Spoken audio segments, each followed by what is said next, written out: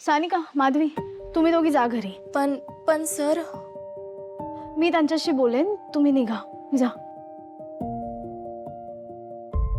काय चाललंय इथे? नायक,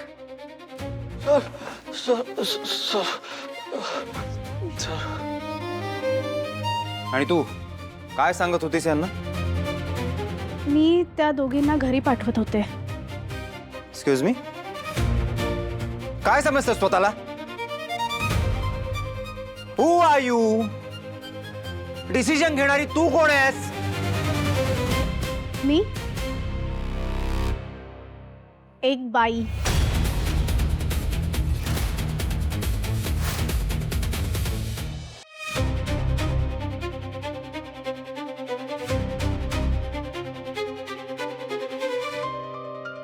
खूप कामं एकाच वेळी करणारी, टाइम मॅनेजमेंट करणारी, मल्टीटास्किंग करणारी. 24 तासात मी जेवढी कामं करते ना मिस्टर खानोलकर, ते करण्यासाठी मला एक प्रॉपर प्लॅनिंग करावं लागतं आणि ते ऐनवेळी कोणी बिघडवलेलं मला आवडत नाही. कोणी? मी बॉस आहे तुमचा, सॅलरी देतो तुम्हाला.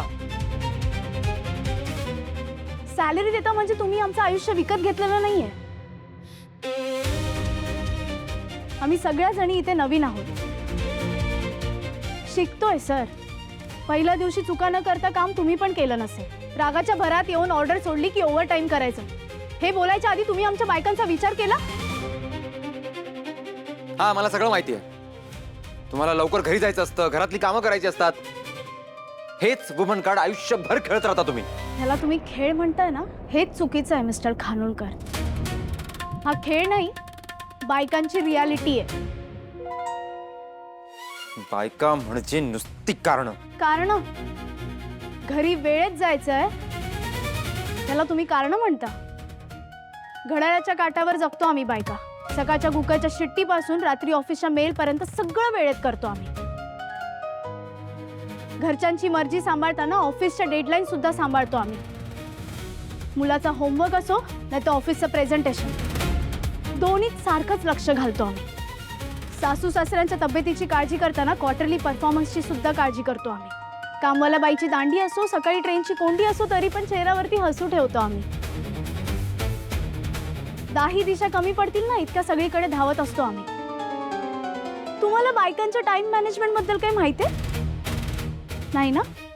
आम्ही ट्रेनमध्ये भाज्या निवडतो, लंच ब्रेकमध्ये घरच्या वस्तूंची ऑनलाईन ऑर्डर देतो, 2 मीटिंग्सच्या मध्ये वेळ असतो ना तेव्हा घरी फोन करून घरच्यांची सासूबाईंची चौकशी करतो आणि संध्याकाळ झाली की दुसऱ्या दिवशी टिफिनला काय आणायचं याचं प्लॅनिंग सुरू करतो. घरी जाताना बाजारातून सामान घेऊन जातो, रात्रीच्या जेवणाची तयारी करतो, घरच्यांचं जेवण झालं की दुसऱ्या दिवशी लागणाऱ्या डाळी उसळी भिजत ठेवतो.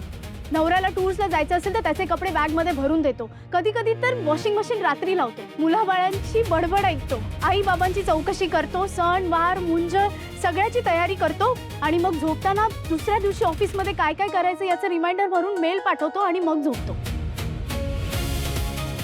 आम्ही घराबाहेरची कामं जितकी चांगली करतो ना सर, तितकंच घर सुद्धा मन लावून सांभाळतो.